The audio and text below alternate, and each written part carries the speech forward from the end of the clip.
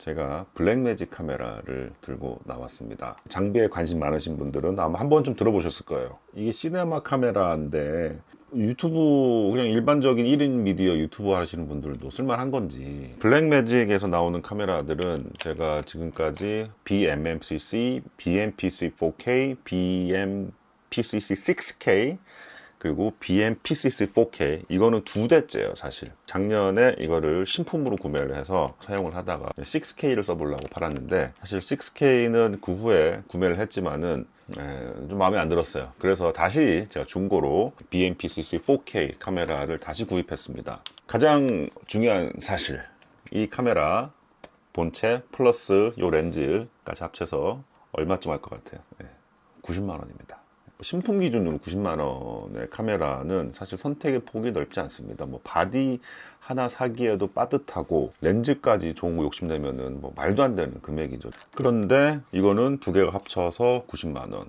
저의 기준이긴 하지만은 제가 써봤던 여러 유수한 카메라들의 세팅보다 방구석용으로는 이 두 가지의 세팅이 정말 저한테는 최고의 조합이더라고요. 가격적인 부분 외에 또 어떤 이유가 있는지를 좀 설명을 좀 드려보도록 하겠습니다. 일단은 센서 얘기를 해야 되는데요. 마이크로 포서드 풀 프레임 센서보다 작습니다. 그래서 지금 제가 14mm 렌즈를 끼워놨는데, 실제로 풀 프레임 기준으로 화각은 보통 28mm, 이 2배수 정도 얘기를 해요. 그런데 이거는 약간 그보다는 넓습니다. 살짝 넓어요. 그래서 1.89배 정도로 계산하시면 돼요. 그래서 14mm 렌즈를 썼을 때 약 26점 몇몇 mm 정도의 화각이 나옵니다. 일반적인 뭐 카메라에서는 찾기가 좀 어려운 부분들이 이 블랙매직 카메라에서는 다 지원을 해요. 어마어마한 확장성이 굉장히 큰 장점입니다. 마이크 3.5mm 마이크 연결할 수 있고요. 이어폰 연결할 수 있고, 그리고 풀사이즈 HDMI. 이 HDMI 풀사이즈가 굉장히 중요해요. 마이크로 HDMI 써보신 분 알 거예요. 아무리 좋은 케이블을 써도 연결하고 한번 딱 한 번 잘못 이렇게 주는 순간 부러집니다.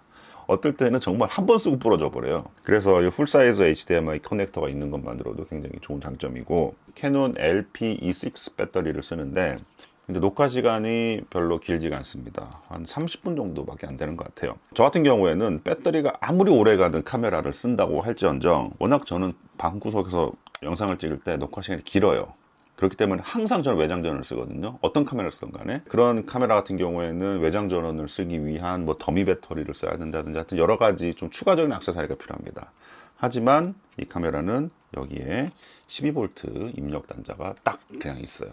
그리고 심지어 제품 안에 아답터도 동봉이 되어 있습니다. 그래서 220에 꽂고 여기 12V에 바로 연결하면은 그냥 뭐 하루 종일 찍을 수 있는 전원으로 사용할 수가 있는 거죠. 이 카메라의 또 장점이라고 볼 수 있는 여기 USB-C 단자가 있는데, 이 단자로 무엇을 하느냐, SSD, 이거는 삼성 T5 SSD 1TB짜리입니다. 여기다가 이렇게 연결하면은 녹화된 파일이 이 SSD에 저장이 돼요. 뭐 SD 카드, 뭐 CF 패스트 카드 꽂는 슬롯도 있습니다.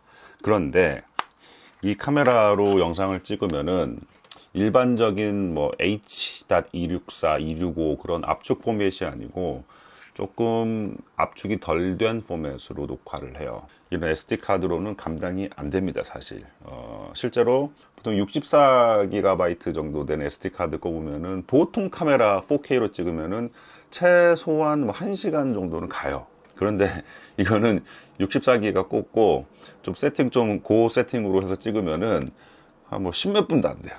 그렇다고 용량이 아주 큰 메모리 카드를 쓰기에는 그런 메모리 카드들이 가격이 굉장히 비쌉니다. 가장 저렴하게 SSD, 요즘 1TB 별로 안 비싸요. 뭐 10몇만 원 정도밖에 안 돼요. 뭐 이렇게 연결하면은 제 기준에서 4K로 찍으면은 한 2시간, 좀 사양 낮게 설정하면은 3시간, 4시간도 되고 그래요. 이렇게 녹화를 하면은 편집할 때도 편한 게 이렇게 빼서 컴퓨터에 연결하고, 심지어 저는 이 파일을 컴퓨터에 옮기지도 않고 여기서 바로 불러가지고 편집을 해요. 편집 소프트웨어에서 뭐 땡겨갈 수 있을 만큼 속도가 충분히 나오기 때문에 전혀 문제 없이 이런 편집을 하고 있습니다. 마이크 연결 단자가 XLR 단자가 있습니다. 이거 정말 프로급 기기 아니면 찾아보기 힘든 단자인데 풀 사이즈는 아니고 미니 사이즈예요. 풀 사이즈로 바꿔준 아답터 얼마 안 한 몇만 원 안 해요. 일반적인 마이크, 뭐 다이나믹 마이크도 되고 48V 팬텀 파워도 옵션을 킬 수 있기 때문에 뭐 콘덴서 마이크도 쓸 수 있고, 이 단자들이 단순히 뭐 마이크 전용 단자, 여기 아까 3.5인치도 뭐 마이크 전용 단자는 아닙니다. 세팅해서 마이크 입력을 받을지, 라인 입력을 받을지, 팬텀 파워를 끄고 끌지, 심지어 왼쪽 오른쪽을 다 다르게 세팅할 수도 있고, 거의 상상할 수 있는 모든 세팅을 다 바꿀 수가 있어요. 보통 카메라를 구입하고 나서 스트레스 받는 게 뭐 확장성, 뭐 연결성 이런 거거든요. 일단 시네마 촬영을 기본 전제로 하고 나왔기 때문에 그런 부분들이 아주 잘 돼 있습니다. LCD가 굉장히 커요. 예, 굉장히 크죠. 근데 저같이 혼자서 찍으시는 분들은 이거 사실 커봤자 별 의미는 없어요. 왜냐면 내가 이렇게 보고 찍는 게 아니기 때문에 혼자서 찍어도 전혀 문제가 없는 게, 아까 말씀을 드렸다시피 HDMI 포트가 있기 때문에 간단하게 이 HDMI 포트를 그냥 옆에 모니터 있거든요. 컴퓨터 모니터 연결해요, 그냥. 그리고 카메라는 이렇게 세워놓고 모니터를 보면서 충분히 구도를 잡을 수가 있습니다. 뭐 그리고 또 단점이라고 할 수 있는 게 오토포커스가 거의 없습니다. 거의 없다는 얘기는 있긴 있어요. 원샷 오토포커스는 돼요. 원샷 딱 하면 딱 잡아요. 근데 이걸 움직이는 피사체의 오토포커스는 잡지를 못합니다. 다시 한번 말씀드리지만은 방구석 유튜버예요. 그래서 항상 이렇게 딱 세팅해 놓고 앉아서 짓거리면 끝나거든요. 움직이질 않아요. 움직여봤자 이 정도밖에 안 움직인다고. 그러니까 촬영하기 전에 오토포커스를 한번 딱 맞춰 놓고 영상을 찍으면은 전혀 문제 없이 사용을 할 수가 있어요. 근데 어떻게 맞추냐, 혼자서 저기다 놔놓고 뭐 이렇게 누르고 뭐 짝대기 같은 걸로 이렇게 누르는 거냐 궁금하실 분도 있을 텐데, 블랙매직 카메라는 블루투스로 연계되는 앱이 있습니다. 그 앱을 통해서 모든 세팅을 만들 수가 있어요. 그래서 카메라를 멀리다 설치해 놓고 앱으로 세팅 값을 다 조정하고 초점도 맞출 수 있고, 혼자서 사용하는데 전혀 문제가 되지 않습니다, 사실. 예. 되지 않는 게 아니고 저는 너무 편해요, 이게. 또 중요한 사실이 있습니다. 아까 제가 파일 용량이 굉장히 크다고 말씀드렸잖아요. 용량이 큰 이유는 이게 최대 12비트까지 영상을 찍습니다. 보통 나오는 카메라들이 8비트 영상이에요. 뭐 요즘에 나오는 카메라들 10비트가 막 나오고 있고, A7S Mark III 같은 거 10비트 지원하죠. 근데 얘는 최대 12비트까지 지원을 해요. 그리고 압축도 H264, H265 같은 압축을 하지 않고, 그렇기 때문에 용량이 클 수밖에 없어요. 또 한 가지, 그 파일들을 편집할 때 컴퓨터가 버벅이지 않냐? 결론은 전혀 버벅이지 않습니다. 그러니까 용량 사이즈와 컴퓨터의 버벅임은 전혀 관련이 없을 수도 있다. 기본적으로 로그 파일을 기준으로 촬영을 해요. 로그 파일이라고 하면은 다이나믹 레인지가 최대가 확보되는, 하여튼 뭐 그런 건데, 그 후 편집의 관용도, 편집의 뭐 색상을 바꾼다든지 뭐 밝기를 조정한다든지 그런 편집을 하기 위한 관용도가 굉장히 높습니다. 사진 찍으신 분들은 뭐 JPG 선택할 건지 아니면 로우 선택할 건지 메뉴에서 선택할 수도 있잖아요. 카메라에서 똑같아요. 이거는 거의 로우로 찍는다고 생각하시면 되고, 그래서 사실 이 카메라로 찍어가지고 컴퓨터로 파일을 한번 딱 보면은 이 화질이 왜 이래, 이거 완전 물이 쫙 빠진 그런 색감으로 보여요. 색상을 만지는 거, 뭐 컬러 그레이딩이라고 하는데, 이거를 하지 않으면은 정말 못 씁니다. 뭐 이렇게 혼자서 방구석에 찍는 사람이 뭐 컬러, 뭐 그레이딩 이런 걸 얼마나 제가 잘하겠습니까? 그런데 제가 1년 넘게 이런 블랙매직 카메라를 사용해 본 결과 몇 가지 기본법만 알면은 상당히 좋은 화질을 만들어낼 수 있어요. 자, BMP-Swiss 6K라는 카메라가 이 다음에 나왔습니다. 그 카메라는 좀 다른 게, 뭐 6K라는 것도 다르지만은 여기 마운트가 캐논 EF 마운트예요. 그래서 저는 단순하게 EF 마운트 엄청나게 종류가 많지, 렌즈 선택폭도 넓지, 그리고 크롭 비율도 얘보다는 조금 더 센서가 크니까 1.55배인가 그래요, 그게. 그래서 상당히 장점이 많은 카메라겠구나 라고 그 카메라를 샀어요. 사실 제가 박스를 뜯고 거의 2주도 안 돼가지고 다시 판매한 이유가, 자, 캐논 EF 마운트는 렌즈 선택이 폭이 넓은 건 사실입니다. 근데 문제는 어느 일정 수준 이상의 퀄리티, 화질을 얻기 위한 렌즈는 가격이 상당해요, 사실. 특히나 제가 제일 좋아하는 화각은 환산 화각으로 이 정도 거리에서 찍을 수 있는 약 24mm에서 26mm 정도예요. 그런데 그 화각을 얻기 위한 렌즈 선택폭이 아무리 생각해봐도 쉽지 않아요. 물론 돈이 많이 있으면은 좋은 렌즈를 사면 되겠지만은 저렴한 단렌즈에서는 거의 불가능한 렌즈 선택폭 결과더라고요. 그래서 결국에는 그 카메라를 팔고 다시 중고로 85만 원, 5만 원, 90만 원 카메라를 다시 산 겁니다. 마이크로 포 서드 카메라의 특징이 뭐냐면은 센서가 작은 게 단점이에요. 그런데 사람들이 아직도 마이크로 포 서드 쓰는 이유가 파나소닉에서 센서가 작은 거를 극복하기 위해서 광각 단렌즈, 굉장히 싼 렌즈들이 많이 나옵니다. 자, 이거 5만원, 이거 물론 새거 5만원 아닙니다. 중고로 5만원인데, 뭐, 14mm f2.5 5만원, 그리고 20mm f1.7, 요거는 중고로 한 10만원 정도 해요. 싼 만큼 그냥 허접 렌즈냐? 아닙니다. 최대 개방으로 찍어도 화질이 굉장히 샤프해요. 그리고 조금 욕심을 부리자면은, 뭐, 12에 35, f2.8 고정 조리개. 제가 작년에 BMP-CC 4K 썼을 때 그 렌즈를 썼습니다. 그 렌즈도 정말 마음에 들었어요. 제가 그 렌즈를 써도 항상 사용하던 구간은 12에서 13mm 정도였거든요. 그래서 조금 1mm가 좀 부족하긴 하지만 14mm를 구매해서 쓰고 있는데, 화질은 그때 1235 2.8보다 오히려 조리개는 이게 더 밝죠. 2.5니까. 그리고 화질도 제가 볼 때는 전혀 떨어지지가 않습니다. 됐고 캐논 렌즈 쓰고 싶다 이러시는 분들은 스피드 부스터라는 제품이 있어요. 근데 그 가격이 좀 있습니다. 그거는 그 부스터를 끼면은 캐논 렌즈, 뭐 심지어 니콘 버전도 있습니다. 그런 렌즈들을 낄 수 있고, 또 화각이 넓어지기 때문에 심도도 굉장히 유리해지고, 그러니까 마이크로 포 서드 마운트의 장점이죠.